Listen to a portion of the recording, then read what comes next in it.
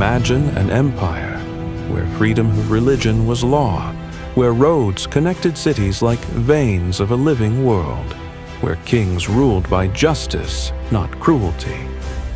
Long before Rome, before the modern West, there was Persia, an ancient empire that didn't just rise. It set the foundation for what we now call civilization, and its legacy still breathes in our world today.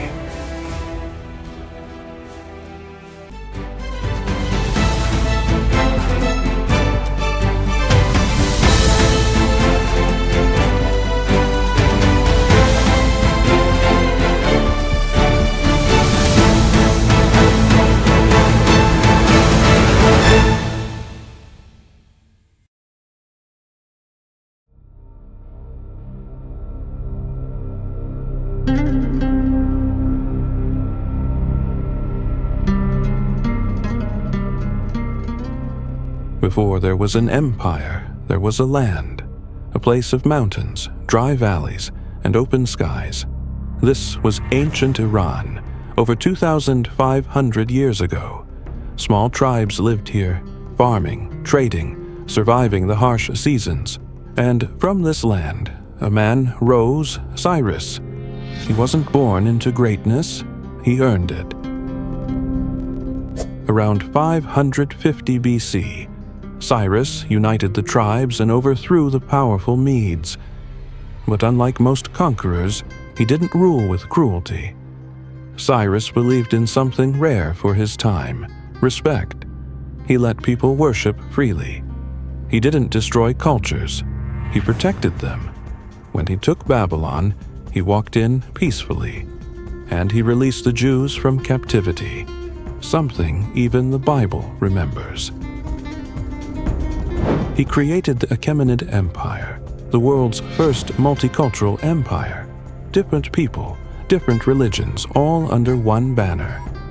Cyrus also left behind something powerful, a message carved into clay, the Cyrus cylinder.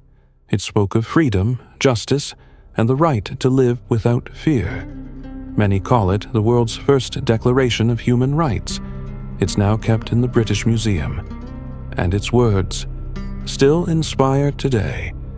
Cyrus didn't just build an empire.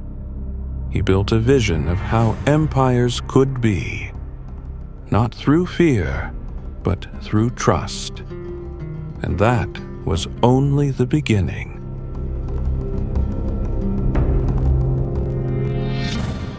After Cyrus the Great passed, the Persian Empire didn't stop growing. It entered a new age under Darius the Great, one of the most skilled rulers in history. But Darius wasn't born a king. He rose to power during a crisis through strategy, support from the army, and perhaps ambition.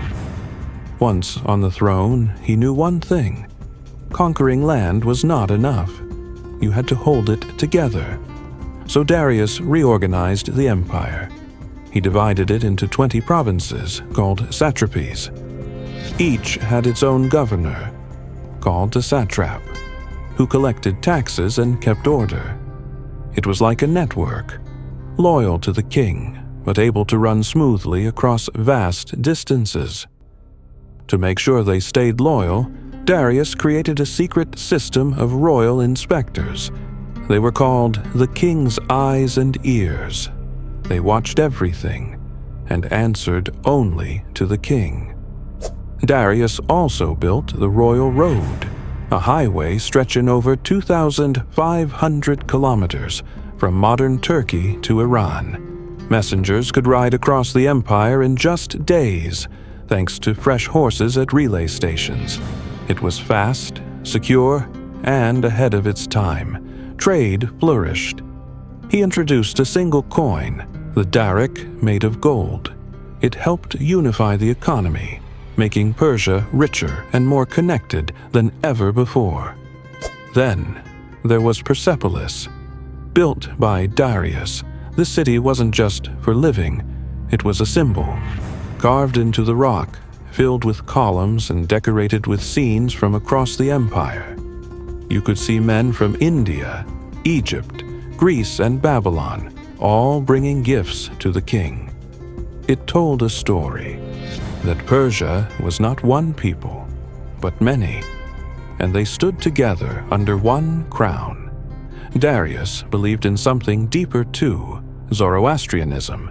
It taught that people must choose between good and evil, that truth mattered, and that even kings were judged in the end. Though he ruled with power, Darius respected many cultures and religions. He didn't erase them, he included them. That's what made the Persian Empire not just powerful, but stable. Darius didn't just expand the empire, he held it together. And he built something so strong that it would echo through history long after he was gone. As the Persian Empire expanded west, it met a new kind of enemy, the Greeks. They were smaller, divided, and independent, but they valued freedom, and they fought hard to protect it.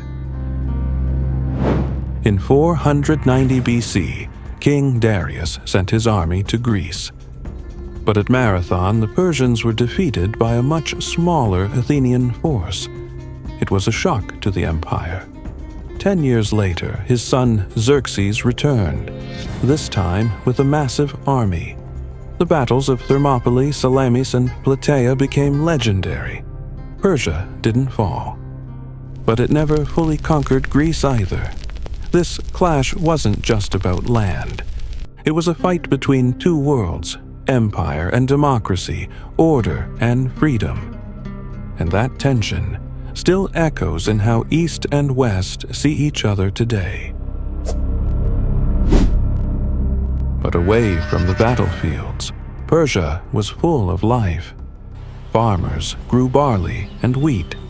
Artisans carved lions, kings, and flowers into stone. Women could own land, and workers were paid for their labor. There were no slaves building Persepolis. They were craftsmen from every part of the empire. Egyptians, Babylonians, Ionians, all paid, all proud.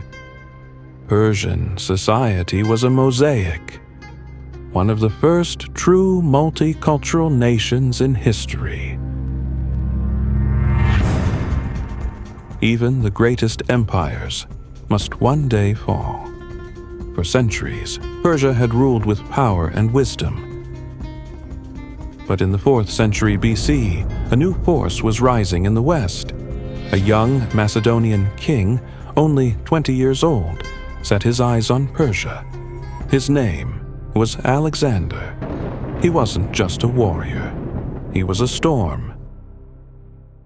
In a few short years, Alexander crossed into Asia, battled Persian armies, and defeated King Darius III. Not once, not twice, but 3 times. After the final battle at Gaugamela, the Persian army collapsed. Darius fled and was later killed by his own men, and with that, the Achaemenid Empire was gone.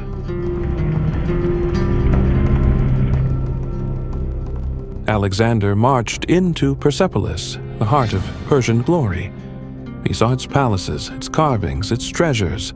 Then he burned it. Some say it was revenge for the burning of Athens. Others say it was a drunken mistake. Whatever the reason, flames rose into the night sky, and with them, the symbol of Persia turned to ash. But Persia's story didn't end in fire. Even as a conqueror, Alexander admired the empire he destroyed. He wore Persian clothes. He married a Persian woman. He blended Greek and Persian customs, trying to unite East and West. He didn't just want to rule Persia. He wanted to be part of it.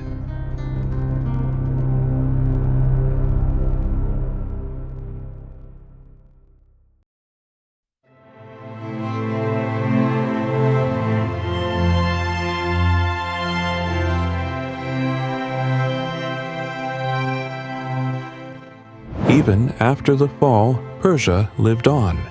It influenced Islam. It shaped poetry, science, and law. From Rumi's verses to modern Iran's identity, the soul of Persia still breathes. Its concept of human rights, religious freedom, and respect for all cultures, these aren't just history. They're foundations of the world we live in today. Cyrus's ideas inspired even the U.S. Constitution, and maybe that's the true power of Persia. Not in how it conquered, but in how it imagined what humanity could be. Persia was not just an empire.